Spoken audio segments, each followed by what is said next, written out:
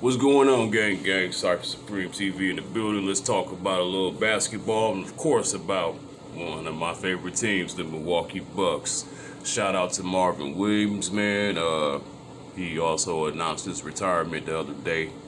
Failed to mention that in the other video. He will be retiring after 15 NBA seasons. He was the second overall draft pick, and he could have been the first draft pick. The Bucks was actually trying to draft him. Instead, they went with Andrew Bogut. Anyway, in other news, we're going to continue to follow the Giannis tracker. And no, I'm not going to post videos every time Giannis posts something, bro. I'm not going to do that. I'm going to let other motherfuckers do that. The thing is that now Giannis had finally posted something on Twitter, saying that he was grateful and just happy about being a defensive player of the year and stuff like that. Just, kind of posted like multiple pictures and stuff like that, holding the award.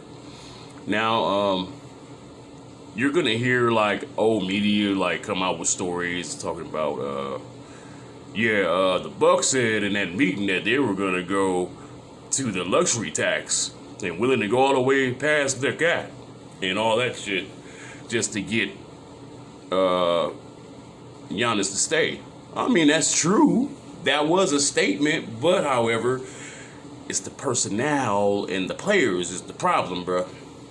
What they're gonna do, we don't still know, but however, the names that was kicked around is not really nothing that I see very exciting. Other than like a veteran point guard, Chris Paul, but quite frankly, bro, as far as the names, Derrick Rose, Zach LaVine, Dennis Schroeder, Chris Paul, Conley Jr., just to name a few, quite frankly, ain't enough to keep Giannis from leaving, bro, to be honest. I don't know what else they can do. They said all the way up, but the thing is, the meeting was about being more creative instead of traditional and trying to build a championship around a guy like Giannis. And that's what Giannis basically wants, just to say the least. And that's what his agent wants for him as well. And his agent is really encouraging a lot of other stuff outside of, the Milwaukee Bucks as well. He's keeping Giannis open-minded to leave. I mean, all three of those guys will probably have a meeting. It'll probably be a bigger meeting next time. I think immediately when he comes back from vacation, there'll be some talk far as like with him, Budenholzer, John Hoyce, and Mark Lassery, possibly with his agent as well. But I don't know. The thing is, still, like I said, man, that ain't Ben Simmons. That don't get me excited either. I mean, that'd be great. It'd get fans excited, if they had Chris Paul with Ben Simmons, or it don't matter. Can have both or whatever. I mean, that would help the team in certain ways. But the Bucks are going to have to do something real big to get up there, as other teams are steady building as well and getting better roster-wise too. And as far as the personnel, I don't know what they're going to do. They're not firing Mike Budenholzer, so I don't know what changes you can make personnel-wise. And Mike Budenholzer will be working very close with John Hoyce and getting some of the players that he likes. I mean, John Hoyce has been good at building a roster based off Budenholzer's coaching style, but is it going to be players that he can undeniably use in the clutch, or undeniably use in playoff situations and different scenarios, making adjustments? That's something they're going to have to really get in the thinking tank about.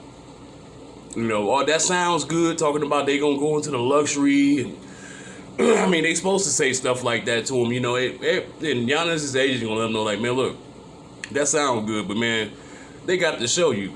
And, Kobe being a great mentor to Giannis, he showed him what to do, like, if that situation was ever to arise. You remember what Kobe did with the Lakers? He said he was going to Chicago. That was the power play. And, Giannis doing things in his own way. He like, look, I'm going to go ahead and unfollow everybody, and I'm starting to look for other places to live, like Miami or California.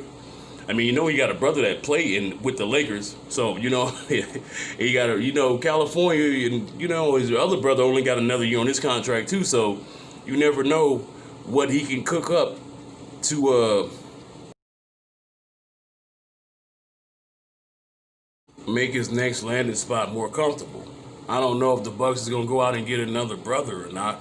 If they're gonna go sign Costas or something if he becomes available, or they all could just say, "Hey, man, after next season, we can all link up and try to sign up together." I think in the interview he talked about that once, and I do believe California was one of the landing spots he spoke of. But I'm not saying that's what he's gonna do. I really genuinely believe that as long as a winning culture can continue and they're going to do something that he wants them to do, far as personnel or player changes, he'll stay. But because his ultimate goal is to be an NBA world champion, not just the MVP or Defensive Player of the Year. And, like I said, it's going to be a whole lot of reports coming out. And everybody gonna run and make videos every time they hear something. Oh, Giannis just tweeted this and all this shit. That's something I'm not finna do. But I'm just gonna kick back, relax, and let stuff unfold. And right now, like I said, Bucks fans should be very concerned because personnel-wise, the guys at the top have to do something that they haven't done before. The Bucks organization have not done in a while, I should say, many fucking decades. Is get some real winners in there along with him. And so if they can't do that, everyone should be put on notice that Giannis is going to be gone, period.